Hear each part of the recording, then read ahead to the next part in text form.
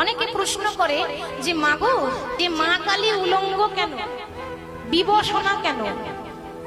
মা দুর্গার অঙ্গে বসন থাকে, কিন্তু মা কালীর গায়ে বসন থাকে না। যেই দুর্গা সেই কালী, তাহলে মায়ের অঙ্গে বসন নেই কেন? অথচ তবু তাকে পুজো করি, মাকে তবু এত শ্রদ্ধা করি। বাবা, এখানে একটা ছোট্ট আমি উদাহরণ দিচ্ছি। মনে করুন আমার কোনো এক মা তার সন্তানকে কোলে করে নিয়ে রাস্তায় যাচ্ছে, উদাহরণ দিচ্ছি, মনে করবেন না কিছু।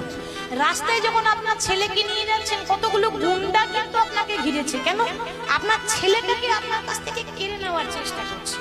তো মা যতদিন দেহে প্রাণ থাকবে, যতক্ষণ বেঁচে থাকবে, ছেলেকে দিতে পারবে? বলবে কি আমার ছেলেকে নিয়ে যাও? তো মা যতক্ষণ প্রাণ থাকবে, মা কিন্তু চেষ্টা করে লড়াই করার, যতক্ষণ পারবো আমার ছেলের কোনো ক্ষতি হতে দেব না, লড়াই করে যাবে। লড়াই করতে করতে করতে করতে মায়ের অঙ্গ থেকে যদি বসন খুলে যায়, তাহলে সেই ছেলে বড় হয়ে কি বলবে যে আমার মায়ের বসন খুলেছিল? সে কি বলবে? যে আমাকে বাঁচাতে গিয়ে আমার মায়ের বসন খুলেছিল, সে যে আমার মা।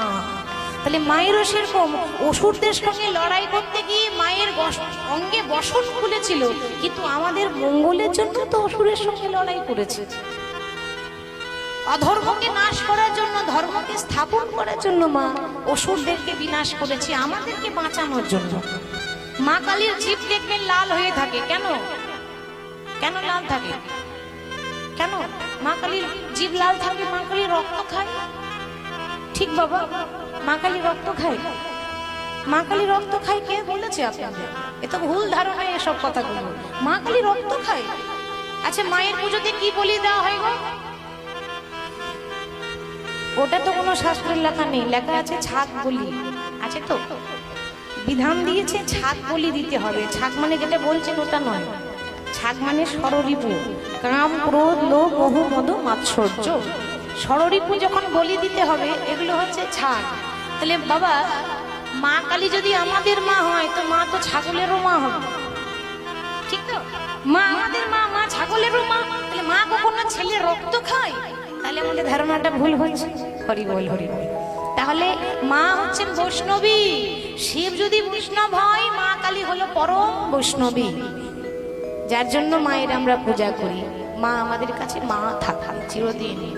এই কিছুদিন আগে আমি পুরুলিয়া গিয়েছিলাম, জানেন, কথাটা মনে পড়ে গেল বলি। সেখানে আমার লীলা ছিল রাসলীলা।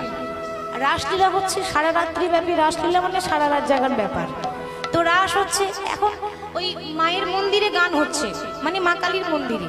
তো কমিটি দাদা এসে বললো, দিদি একটু মায়ের মন্দিরে যখন গান হচ্ছে